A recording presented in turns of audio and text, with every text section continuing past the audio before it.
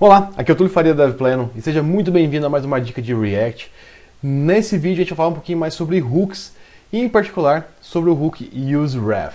Tá? Então a gente vai falar um pouquinho mais sobre ele, quando que a gente utiliza e uma das coisas que eu acho mais incríveis desse hook, que ele é o hook mais simples que tem, né? Então ele é o que representa a maior simplicidade aqui dentro do React, porém também ele é um pouquinho confuso na maneira como ele funciona. Bom, o useRef, vamos importar ele aqui em cima, né? Só para exemplificar, eu criei um sandbox aqui dentro do Code Sandbox, tá? Então codesandbox.io tem lá a possibilidade de você criar um sandbox de React, tá? Então ele já vem com esse projetinho iniciado. E aí o que acontece? Eu vou importar aqui o hook useRef. Então o que o useRef faz? Eu costumo ver o useRef como a definição real mesmo do hook. O que acontece?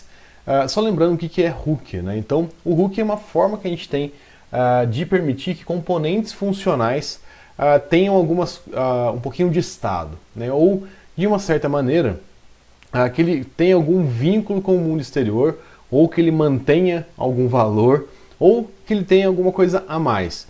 Porque se a gente fosse pensar bem, igual essa função app aqui, que é um componente, se a gente colocar um valor aqui dentro, const a igual a 10, ele sempre vai ser constante. Se eu coloco um let e faço qualquer coisa com ele aqui, ele sempre vai ser constante também. Então o que acontece? O hook ele permite que a gente coloque um pouquinho mais de tempero no componente funcional, né? Então a gente consegue fazer mais coisas com o componente funcional. E aí, olha só que interessante. Se a gente pensar no useRef, um dos usos do useRef é o seguinte. Vamos colocar aqui const minha div. E eu vou fazer o seguinte. A minha div ela vai ser um useRef. E eu posso passar o valor inicial do meu useRef.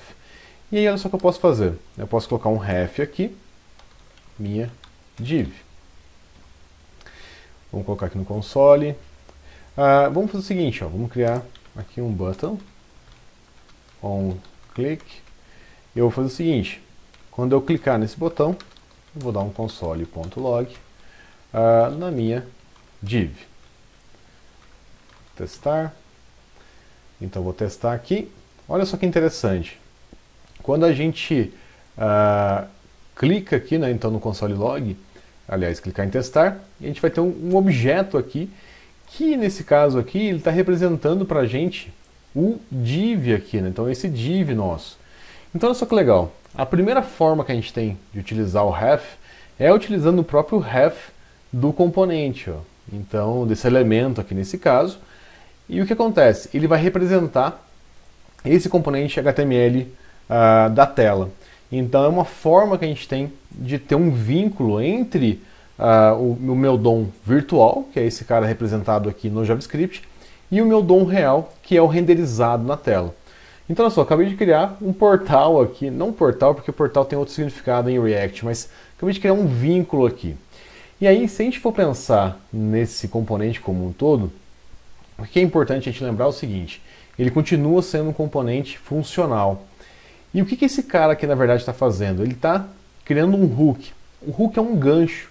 Então, ele faz um gancho aqui com o mundo externo, né? Então, ele faz um gancho aqui com o React, para manter quem é esse valor aqui do meu componente. E aí a gente tem esse current, que é o valor atual dessa referência. E o fato é, a gente pode armazenar qualquer coisa com o useRef.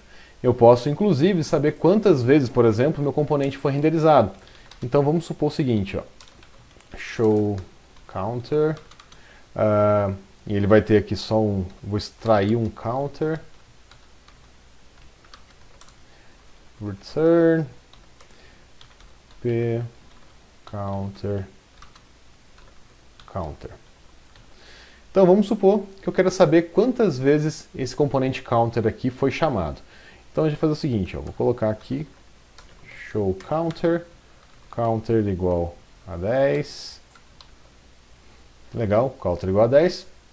E para exemplificar quantas vezes, a gente vai criar um contador aqui. Então use state, que é um outro hook que é bastante comum, const use const counter use state, começando com 0. E o que a gente vai fazer? A gente vai colocar esse counter aqui, e eu coloquei errado aqui, né? Deixa eu só ajustar, counter, e eu tenho um set counter também.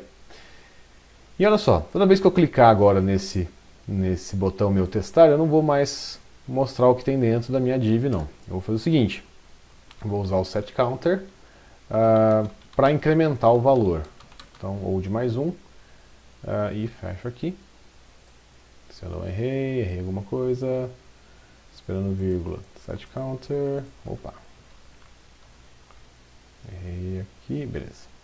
Então olha só, vamos testar, olha lá que legal, então estou incrementando meu valor, e agora se eu quisesse saber quantos renders eu fiz nessa função.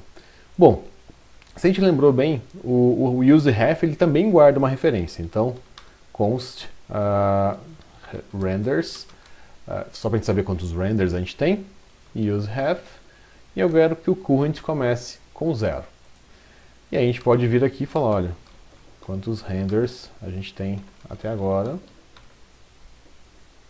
Opa, a gente tem que pegar o ponto current dele.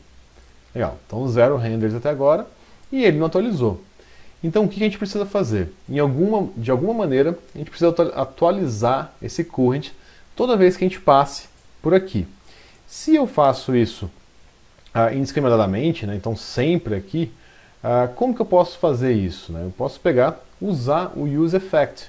Então, como efeito colateral do meu componente, então useEffect, toda vez que eu renderizar, eu vou chamar esse useEffect. O que ele vai fazer? Renders.current igual a renders.current mais 1. Vamos ver agora. Aqui é lógico, né, ele vai estar com um pouquinho mais de renders, vamos dizer assim. Mas o que acontece? Se eu tiver dois contadores, então vamos pensar aqui, se eu tiver dois contadores, e esse contador está estático, olha só que interessante, ó. Ele renderizou de novo, ó, mesmo o valor estando com o valor fixo aqui. Por quê? Porque ele passou por esse cara e teve que renderizar novamente. Então assim, é bastante interessante essa forma aqui que a gente está utilizando. Se a gente quiser fazer um pouquinho mais identifier, vamos colocar um identifier aqui, identifier counter 1, identifier counter 2, só para a gente saber quem é quem, beleza. Então vamos colocar aqui o identifier counter 1, counter 2, beleza. Então olha só, ele continua, então ele está certinho, ele está mantendo o valor de maneira isolada. Se a gente quisesse fazer de uma forma um pouquinho diferente, a gente pode fazer até o seguinte, ó. Poderia fazer aqui 10, opa, aqui 0 e aqui 10, só para a gente saber que identifier. Só para ele começar com valores diferentes. Olha, então só para a gente saber que ele é um identifier diferente, então ele mantém esse valor separado mesmo para duas instâncias diferentes aqui do meu componente. Né? Então são dois componentes que estão sendo renderizados de forma independente, mas ele mantém o useRef para aquele componente em particular. Então o useRef a gente pode utilizar para uma infinidade de coisas, e o mais interessante é o seguinte: quando a gente muda o current, não quer dizer que a gente vai renderizar novamente. Então isso é bastante importante a gente saber, que ele não vai renderizar novamente o componente. Tá? Então ele não é igual o useState, que quando eu dou um set nele, ele faz o componente renderizar novamente. No caso do useRef, é simplesmente um gancho para fora para um valor que fica dentro do current. Então, ou a gente pode manter uma referência também aqui para o elemento real que está sendo mantido dentro aí do DOM real. Na verdade, esse cara aqui, o que acontece? Ele tem uma função que ele faz isso daqui, né? Então, ponto current é igual a element. Então, é uma forma simplificada de fazer isso, quando a gente coloca só o ref aqui de uma vez. Então, minha div. Então, essa é uma forma bastante interessante. Então, quando que a gente pode utilizar, qual outro uso que a gente pode ter aqui para o useRef? Se você tem algum contador, né, então set interval, que você precisa de alguma maneira manipular ele, mas você não precisa guardar ele no estado, porque ele não vai refletir nada, né, então você não precisa dar um re-render na sua interface por causa do seu contador em específico, você pode guardar ele dentro do current também, né, então você pode colocar o seu contador aqui dentro, né, então o seu timer aqui dentro. Então é bastante legal, porque é uma forma de você persistir um valor no lado externo aqui, né, então fazer esse gancho aqui imaginário e segurar um valor ali entre renderizadas do seu componente. Então isso é bastante bacana, ou ainda apontar para qual elemento, né, que você definiu aqui no ref que está presente aí no seu DOM real. Bom pessoal, essa é a dica de hoje, tá um pouquinho sobre o useRef. Esse useRef ele é interessante porque ao mesmo tempo que ele é o mais básico de todos, né, digamos assim, ele é um pouquinho chatinho de entender, né, então ele é um pouquinho trabalhoso de entender, mas é bastante interessante quando a gente consegue combinar esses hooks, porque traz muito poder aí e traz bastante possibilidades para a gente como um componente funcional. Além disso, deixa o código bastante, ou com menos verbosidade, né? Então é muito mais tranquilo a gente manipular o código dessa maneira aqui.